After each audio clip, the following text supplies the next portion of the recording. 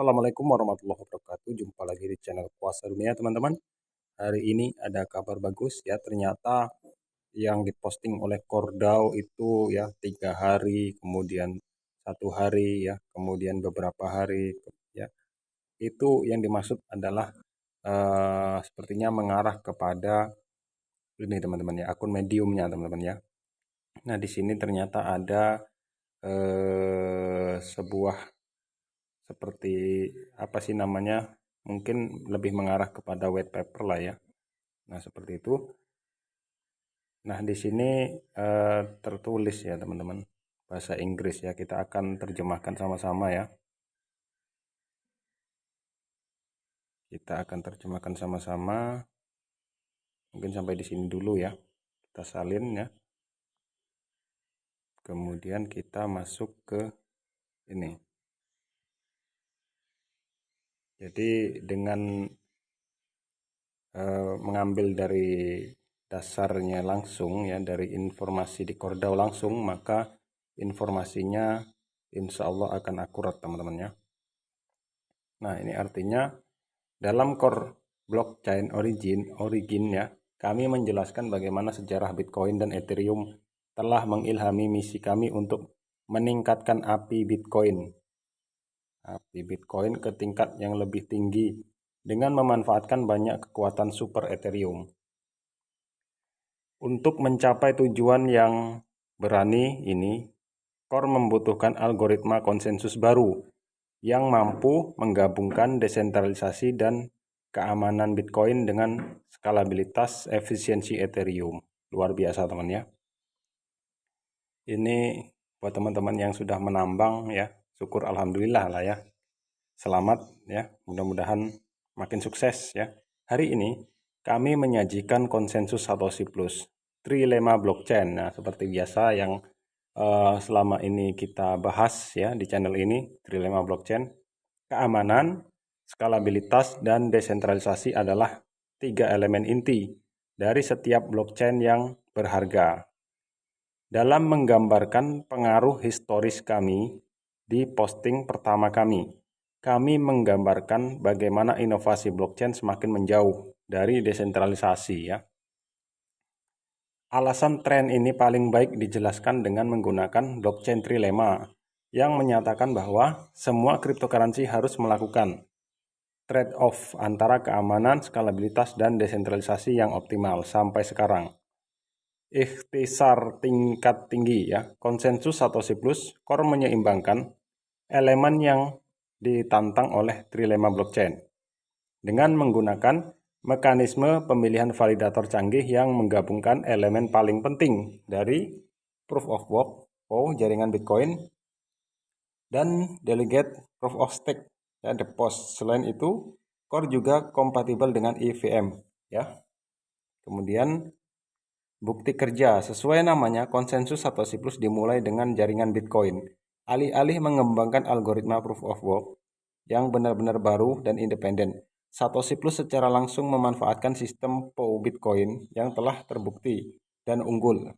Secara khusus, komponen POW Satoshi Plus menyertakan penambang Bitcoin dalam pemilihan set validator. Jadi ini menyertakan penambang Bitcoin teman-teman ya. Sepertinya luar biasa ini ya. Penambang Bitcoin secara langsung mendelegasikan kekuatan hash mereka. Oh, ternyata yang selama ini saya baca benar teman ya. Itu kemarin saya agak sedikit takut-takut untuk mempublikasikan terkait ya, bahwa penambang Bitcoin bisa mendelegasikan kekuatan hash mereka ya, penambang Bitcoin ya teman-teman ya. Kemudian ada informasi juga bahwa jika BTCS ini adalah jantungnya Bitcoin teman-teman. Nah nanti kita ikuti saja ya. Validator pilihan mereka. Kekuatan hash ini adalah pengeluaran energi yang memastikan 2 elemen penting dari Bitcoin, dari blockchain.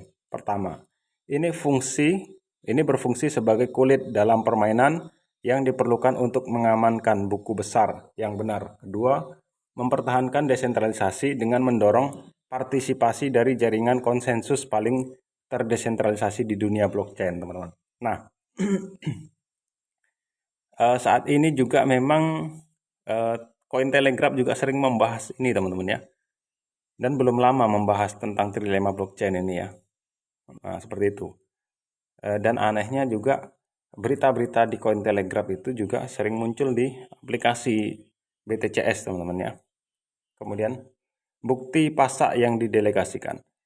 Melengkapi keamanan terdesentralisasi dari POW Bitcoin, Satoshi Plus juga menggunakan bentuk konsensus proof of stake Ethereum ya, yang terukur dan hemat energi. Alih-alih menggunakan konsumsi energi yang aman namun tidak efisien. POS memverifikasi transaksi dengan memilih validator yang memiliki sejumlah besar token asli yang dipertaruhkan sebagai jaminan. Masalahnya, bagaimanapun persyaratan taruhan besar membatasi pemegang token kecil untuk berpartisipasi. Dalam upaya untuk menyamakan kedudukan Satoshi Plus menggunakan Delegate Proof of Stake, DPoS, yang memberikan semua pemegang core hak suara dalam memilih set validator dengan mendelegasikan kepemilikan core mereka kepada validator yang memenuhi syarat, dengan mengizinkan bahkan pemegang core kecil untuk berpartisipasi dalam proses pemilihan validator. DPoS memberdayakan komunitas inti dan mendorong demokratisasi core yang dipertaruhkan. Dengan demikian, DPoS Satoshi Plus ya memberikan skalabilitas di atas desentralisasi dan keamanan POW yang signifikan sambil tetap dengan hati-hati mempertahankan desentralisasi pemilih set validator dan keamanan yang dijamin oleh insentif skin in the game. Kombinasi inti. Secara individual, POW dan POS adalah mekanisme konsensus yang kuat. Tetapi yang membuat Satoshi Plus istimewa adalah kombinasi keduanya untuk menggabungkan keamanan terdesentralisasi dari POW ya, bertenaga Bitcoin dan skalabilitas DPoS. DPoS ini Ethereum teman ya. Mekanisme pemilihan validator Satoshi Plus memilih validator dengan perpaduan optimal dari kekuatan hash, BTC, dan core yang dipertaruhkan untuk terdiri dari set validator dan menghasilkan blok dengan aman dan efisien. Dengan set validator ramping yang dipilih secara aman oleh basis delegasi voting terdesentralisasi, Satoshi Plus menawarkan tingkat transaksi yang tinggi dan peningkatan skalabilitas tanpa mengorbankan keamanan dan desentralisasi. Nah, ini yang dimaksud dengan trilema blockchain ya, yang mana Bitcoin dan Ethereum saja itu belum menerapkan ini ya. Kombinasi proof of work, delegate proof of stake, dan mekanisme pemilihan validator yang efisien secara optimal memadukan keamanan, skalabilitas, dan desentralisasi keamanan dan skalabilitas tambahan. Disediakan oleh peserta jaringan lain seperti Relayer dan Verifier yang mematuhi insentif stick and carrot, gitu bacanya teman-teman, susah ya. Yang dibuat dengan hati-hati. Semua detail di balik komponen tersebut dan lebih banyak lagi akan diungkapkan di buku putih mendatang. Ya, pantau terus Twitter ya. JavaScript tidak tersedia. Nah, seperti ini teman-teman ya. Kita lihat lagi.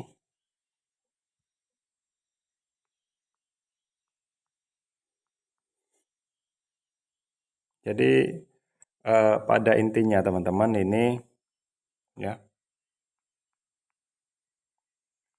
penambang Bitcoin itu bisa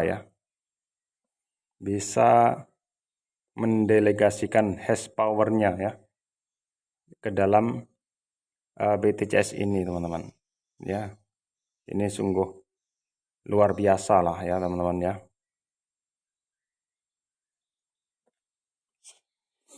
Pada akhirnya kita berdoa ya, mudah-mudahan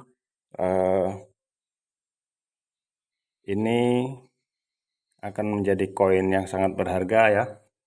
Dan kita yang telah memiliki koin ya, tetap semangat.